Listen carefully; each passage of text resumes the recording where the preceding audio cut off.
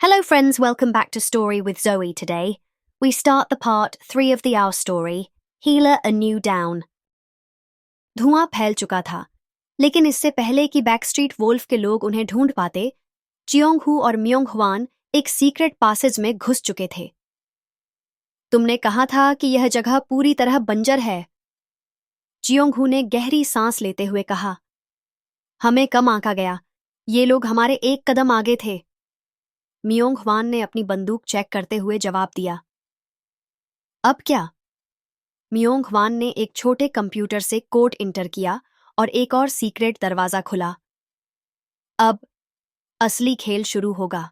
यंगशिन अपने ऑफिस में बैठी थी। उसने वह फाइल मूनहो को भेज दी थी जो उसे मिली थी, लेकिन अब तक कोई जवाब नहीं आया था। तभी उसका फोन वाइब्रेट हुआ। Unknown number. उसने कॉल उठाई। यंगशिन श्री? दूसरी तरफ से एक गहरी आवाज आई। तुम्हें पहले ही सच जानने की कीमत समझा दी थी, लेकिन लगता है तुम्हें चेतावनी समझ नहीं आई। यंगशिन का दिल धड़क उठा। तुम कौन हो? मैं सिर्फ एक दूत हूं जो तुम्हें एक आखिरी मौका दे रहा है।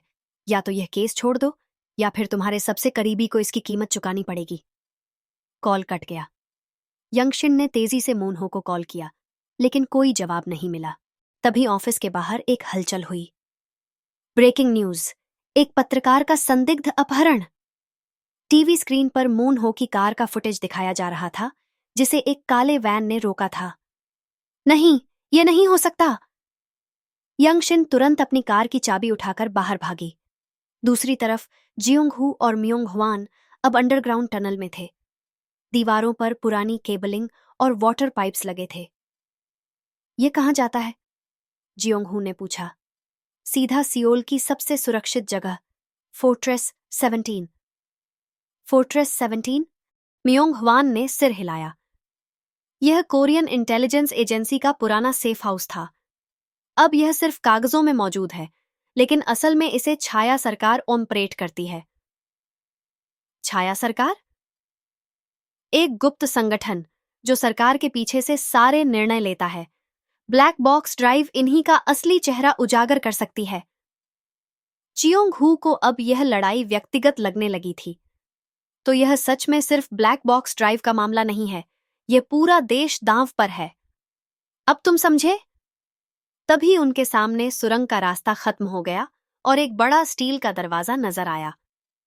म्योंग हवान ने कोड इंटर किया, लेकिन जैसे ही दरवाजा खुला, गोलियों की बौछार शुरू हो गई। हमें फिर से धोखा दिया गया।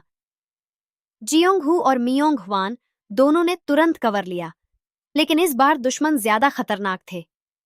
अब क्या? जियोंग हू ने पूछा।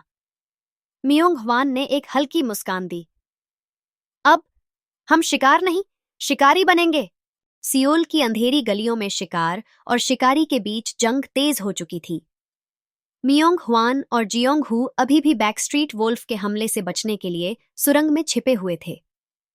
दूसरी तरफ यंगशिन अपने बॉस किम मून हो के अपहरण की खबर से हिल चुकी थी।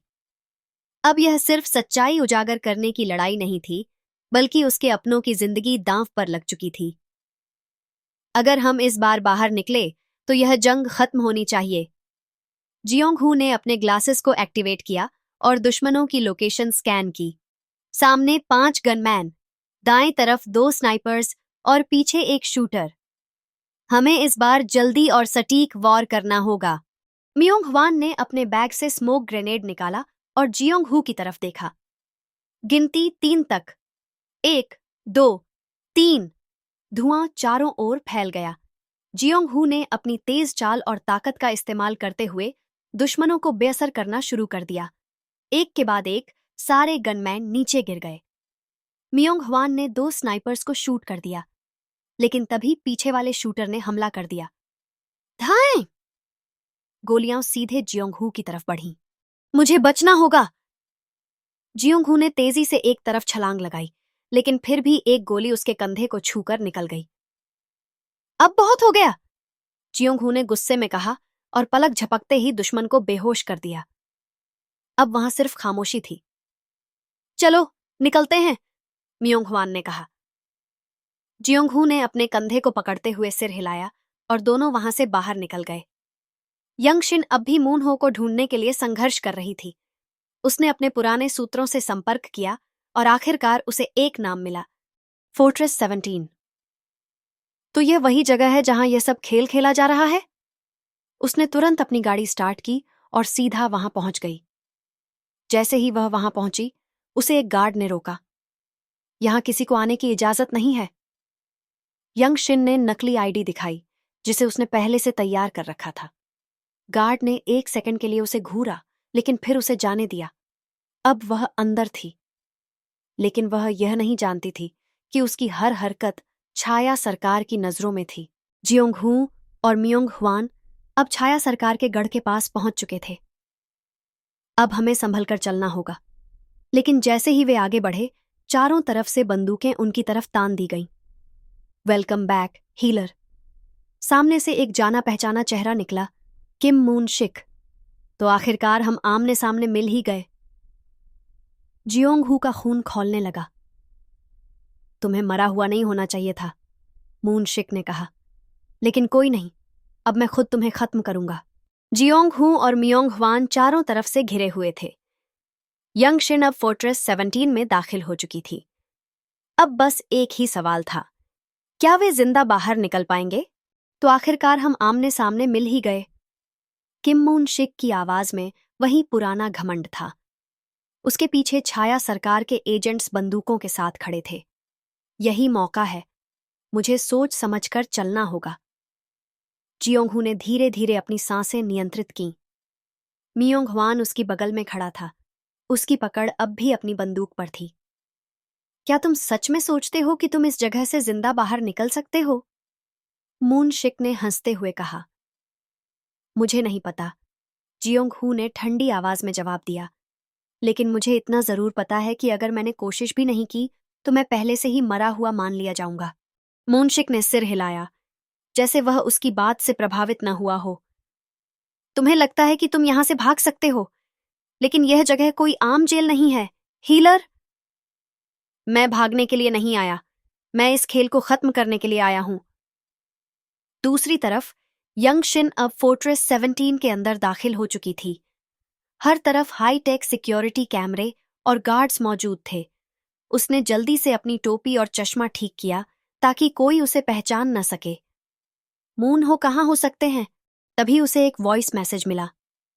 यंगशिन श्री, मैंने कहा था ना कि यह केस छोड़ दो। फोन पर एक वीडियो चलने लगा। मून हो एक कुर्सी से बंधा हुआ था। उसके चेहरे पर चोट के निशान थे। नहीं। यंगशिन का दिल तेजी से धड़कने लगा। अगर तुम उसे जिंदा देखना चाहती हो तो अपना आखिरी कदम सोच समझकर उठाना। तो हीलर, मूनशिक ने आगे कहा, तुम यहां क्या करने आए हो? जियोंगहू ने उसकी आंखों में देखा और एक हल्की मुस्कान दी। कुछ खास नहीं, सिर्फ ब्लैक बॉक्स ड्राइव लेने आया हूं। मूनशिक का चेहरा अचानक बदल गया। तुम्हें इसके बारे में कैसे पता? मैंने कहा था ना, मैं सिर्फ भागने के लिए नहीं आया। मियोंग हुआन ने धीरे से अपनी घड़ी पर एक बटन दबाया। पूरे फोर्ट्रेस 17 में अलार्म बज उठा। अब खेल शुरू हुआ है। यंगशिन ने जल्दी से एक सीक्रेट रास्ता खोजा और अंदर की तरफ बढ़ी। मून हो एक अंधेरे कमरे में बंधा हुआ था। यंगशिन ने जल्दी से दरवाजा खोलने की कोशिश की, लेकिन तभी स्टॉप! पीछे से एक गार्ड ने उसे पकड़ लिया। नहीं, मैं यहां तक पहुंच गई थी। तभी अचानक एक गोली चली और गार्ड जमीन पर गिर पड़ा। यंगशिन ने पीछे मुड़कर देखा। मियोंग हुआन खड़ा था, उसके हाथ में बंदूक थी।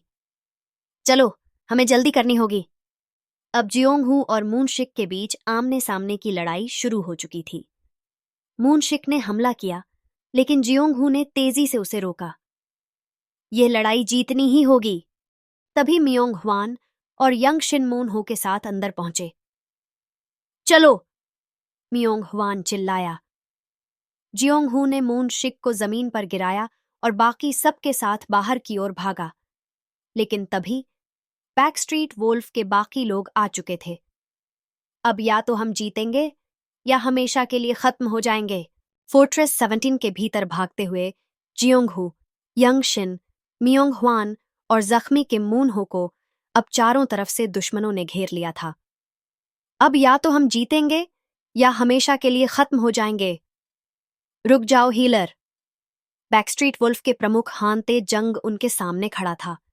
उसके पीछे उसके गुर्गे पूरी तरह से हथियारों से लैस थे। अब तुम्हारे बचने का कोई रास्ता नहीं है, हानते जंग ने घमंड से कहा।